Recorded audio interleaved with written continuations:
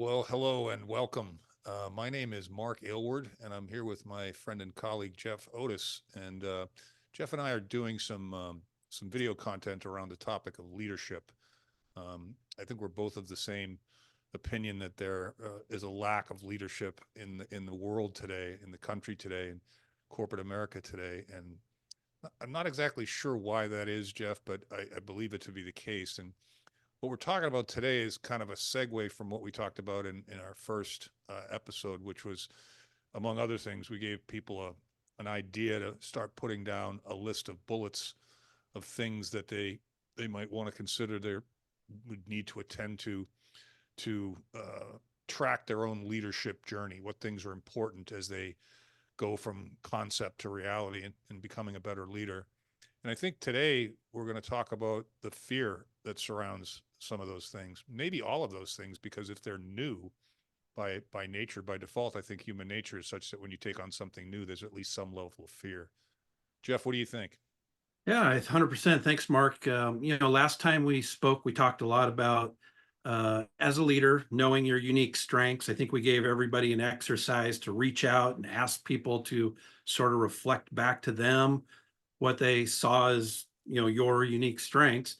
The second exercise we gave people was identifying 10 to 20 bullet points that sort of represent a vision of success and how important it is to have that vision of success.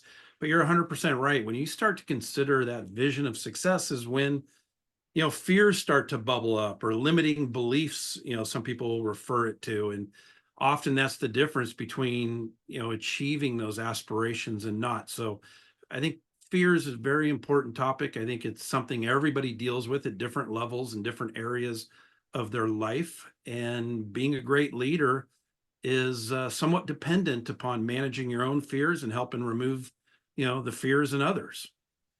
Yeah, you made an interesting comment in our pregame about the distinction between overcoming fear and managing fear. And I think it was a good distinction because we're not suggesting that everyone's going to get to overcome all their fears. I mean, I haven't overcome all mine yet. No way.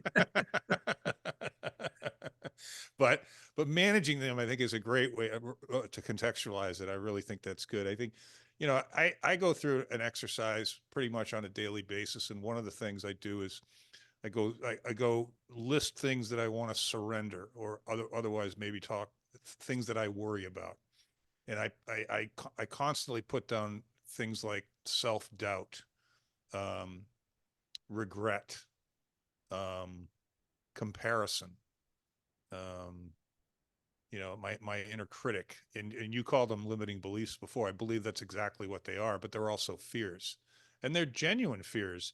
And I think part of managing them, at least for me, has been writing them down, you know, Yeah. because they can just swirl around up there if you don't write them down. And they might be different tomorrow than they are today based on some circumstance or change of some kind. Yeah, I always think of it like running the hurdles around a track meet, right? Like, and you got these hurdles out there, and I think of them as fears, and you just got to get past that fear, and then the next fear, and the next one. But unless you write them down, unless you identify them, you don't really know where the hurdles are. You're just running around the track, kind of jumping sporadically, right? And Yep. so I think identifying those fears, being authentic with yourself, and recognizing there's fears to manage is a huge step in, positioning yourself as a leader, whether you're leading, a team of 1,000 people or whether you're just leading a team of two or three.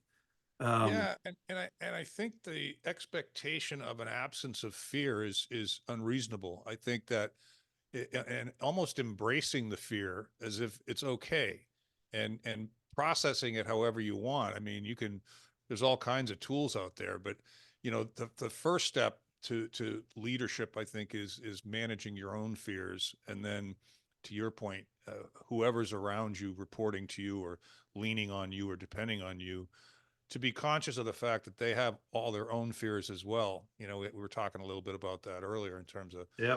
in the context of COVID, that, everybody walking around in this condition or this state, some people are scared out of their minds and other people aren't scared at all. And so you can't assume that somebody has the same fears that you do. It's Yeah. probably, that's probably dangerous. Well, one of the things I learned a while ago is to really, and you and I both came from the employment and the staffing and the recruiting industry, leading lots of people.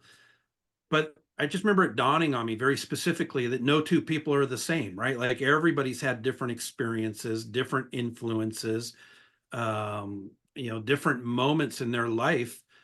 And there's that little part in the back of the brain that's constantly trying to figure things out. And we always want to feel a sense of a safety just to survive, Hmm. right? And depending on those independent experiences, those moments, influences, they can weigh heavily in terms of how strong a fear might exist in one area of our life or the other. Yeah. And when you're managing or leading a team, or even you're leading yourself, I think a big exercise is just to understand what are people trying to manage in terms of those fears for themselves. Yeah. Yeah.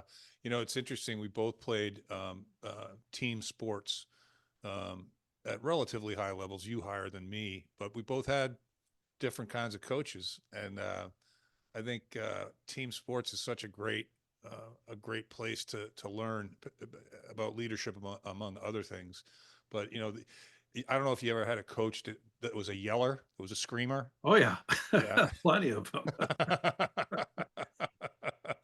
And then I had other coaches that weren't screamers at all, but they were silent warriors. You knew what was expected of you, and they modeled the behavior. They were consistent between their words and their actions.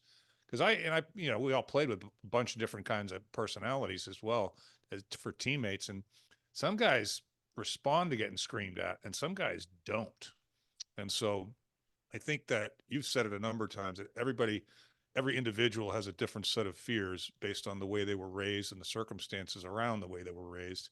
And I think a great leader has to identify, to the extent that it's possible and feasible, the differences between how, who has what fears, and therefore how we help them manage those fears. Yeah, 100%. And fear's not a negative thing by any context. Fear is what gets us out of bed in the morning and even positions us to go to work, right? And I mean, my experience has been a lot of time those leaders that are yellers, they're often managing some fear of their own. I've seen fear be very effectively used as a motivator. I think it was Sigmund Freud who said there's basically four types of fear: fear of loss, fear of success, fear of rejection, and the fear of failure.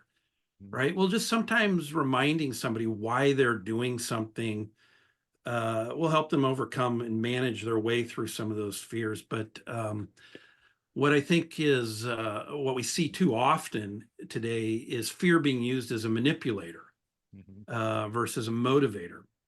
I think of the messaging that's coming at us through the news and through some of our current leadership at a high level. It's about creating or instilling some level of fear. And I mean, when you spend a little bit of time in business, you realize you can't sell a solution until you've created a problem. So a lot of times fear is used to almost create this problem that really doesn't exist, Yep. in order to sell something. So fear can be used lots of different ways. I think what we're talking about here today is, as a leader, it's recognizing A, the fears you need to manage, B, accepting that others are also working on managing their fears, and C, utilizing fear in appropriate ways. Yeah, it's. I said it earlier. The other two words that are kind of floating around in my head talking about fear are this idea of toxicity, and you see it. Toxic manager, toxic environment, toxic work culture. Um, I see both sides of that, and I think that word has been overused. Um, Toxicity. I think I told you the other day. Somebody was online talking about their boss just gave them more work, more responsibility, but no increase in pay or new title. And my immediate thought was not, oh, that's toxic or that's mean, or is, why did you let that happen? Why did you? And probably out of fear is why she didn't let it happen. She was fearful that if she did push back, that they might get rid of her. Yeah. But ironically, they had just given her more work, which is on some level a compliment, right? You don't Yeah. give more work to somebody you don't trust.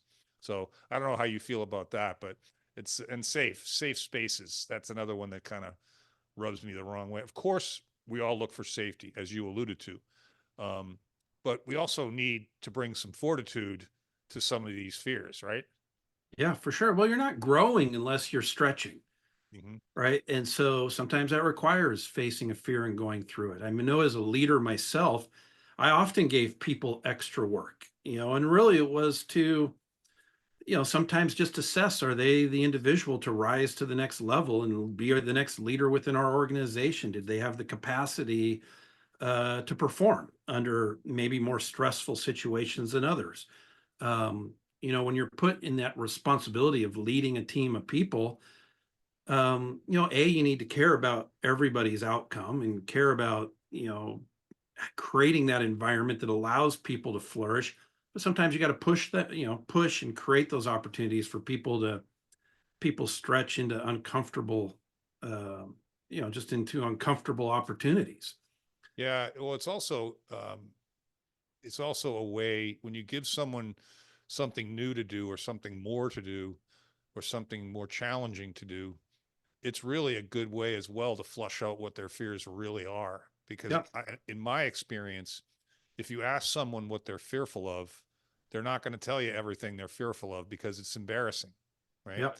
But if you push them with additional work and challenge, they're gonna model back to you what they're fearful of. So Yeah. I I mean, think I'll never forget being 9 years old and my dad came in and said, "Hey, Jeff, you want to go play Little League?" And I was like, "Should we sign you up?" And I was like, "Oh, absolutely not." Right. Like at the time, I watched the Atlanta Braves and Chicago Cubs on TV. And he said, "Well, why not?" And I said, "Well, there's going to be 60,000 people there. Like I've never played baseball before in front of all these people." Mhm. And he laughed and chuckled and said, "Look, at the most, there's going to be some parents and some grandparents in the stands." And I didn't realize it till later in life, but really what I was dealing with was like almost this fear of being laughed at or rejected, or maybe this fear of failing in front of a group of spectators because, you know, I felt this uncomfortableness. Yeah, Um, yeah. Well, it must be fun to reflect back on that now because you ended up playing Division I college baseball very successfully, and yeah, no, well, it takes somebody kind of pushing you through sometimes, and it takes surrounding yourselves with the mentors that can help you address and maybe overcome and manage some of those fears. yeah, one of the things that I find with some of my clients and current and former and probably future as well is a lot of people have a fear of speaking up. If Yep. something's being done that they don't agree with, or something's being done that they're frustrated with, and you and I have talked a great deal about leadership in all different capacities, but what I try to equip them with is, look, if you just complain, it's whining. But if you bring a complaint and why it's of concern to you specifically, not emotionally, just matter of fact, why is it a concern, and go deep on that why to maybe 4 or 5 levels. What does that mean? What does that mean? What does that mean? And then you also bring in this future state scenario of, this is what things look like either personally for us, for our team, for our company, whatever the impact might be, if we do this. And then what is the impact if we don't? And if you bring that discussion uh, uh, with your fear, first, I would suggest it will allay your fear because you'll have confidence. Because when you have structure and clarity to your argument, that naturally brings confidence, brings fear down. Confidence brings fear down, and it's a much more easily decided thing. You're handing it to your leader and saying, you don't need any more context than this. And yes, it could be yes, it could be no, but I believe I've built my case. You know, I don't know how you feel about that, Jeff. I mean, what you're describing is such an empowering exercise, not only for the individual who's sort of bringing a problem and a solution to their leader, but from a leader's perspective, you're describing the ideal scenario for the type of people that you want to surround yourself with. I mean, great leaders understand it's not their role to solve every problem and be in every intersection. Mhm. And great leaders understand that part of the art is surrounding yourself with people who have those leadership qualities and Yep. those leadership instincts that are going to manage their fears and bring solutions along with a problem. And that's really when a team together starts to excel and really starts to achieve often more than perhaps they imagined from the beginning. Yeah, that's cool when you get somebody to do something that they didn't think they could do. It's really fun. Um, I think to wrap it up, I think the idea of giving a suggested exercise to kind of get the juices flowing, and then, as I said last time, I mean, if you want to go real deep with any of this stuff, just reach out to Jeff or myself, and otherwise, I think hopefully the little tidbits we'll give you in each one of these episodes. If you're willing to do the work on your own and you don't feel like you need any additional direction, you can. You'll be able to, because it's just the structure is the beginning. It's like we're giving you the outline to the paper. You want to write the paper yourself, or you want some help writing the paper, you know? And I think the thing that pops into my head is just write down your fears. Do a real honest look in the mirror. What am I really afraid of in light of this possible promotion or this new job or this promotion into a leadership position or a new relationship, whatever it might be, and go to 5, 10, 15, 20. And I think if you do that, much like the previous exercise, you'll look at it again and you'll go, though I can handle those, but these here, I really need to focus on how to overcome these, because these are really kind of, they're sending messages to my body, like my shoulders are tight, or I'm getting my chest is getting painful. You know, Right, I right. think the ones that cause you that manifest themselves physically are the ones you probably want to work on. But I don't think most people make a list. I think making a list is real simple, and I think it'd be a great step. Get your juices flowing. Yeah, well, I think it becomes real. I mean, what I would add to that is, last time we talked about creating those 10 to 20 bullet points that represent what success might mean to you or that vision of success. And for each one of those, identifying one or two fears that you're going to need to manage, you're going to end up with that list of 15 to 20, but getting them identified and out on paper, sometimes they feel you know less threatening. As you go deep and you discover and start asking yourself questions, think about who were the biggest influences in your life. What were maybe some of their fears. Mhm. um, what sort of events have happened in your life and why did you describe them as either a good event or a bad event, right? Mhm.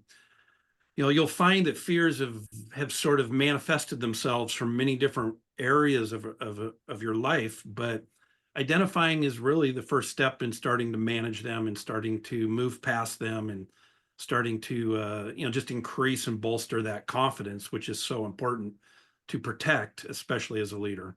Yeah. Thanks, Jeff. That was fun. Hopefully, people got something out of that they can use. And, contextually, I think we're going to keep doing these. You and I have talked about leadership for a long time, and we've worked in leadership for a long time. And so I think we'll try and bring some stories, some practical stories. And we're shooting for about 15 minutes of links so they're consumable.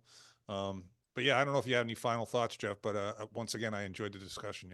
No, my only final thought is it's a popular saying out there, but think of fear as that acronym, right? False events appear real. Yeah. And most of that storytelling is going on up here, Yeah. right? Yeah. So it's that's the only thing. But these conversations have been great. I look forward to continuing them. We'll continue to discuss different aspects of leadership. And as Mark mentioned, if there's questions or you'd like to go deeper on any of this, you can find us both on LinkedIn. And yeah, happy to help. Thanks, Jeff. Talk to you.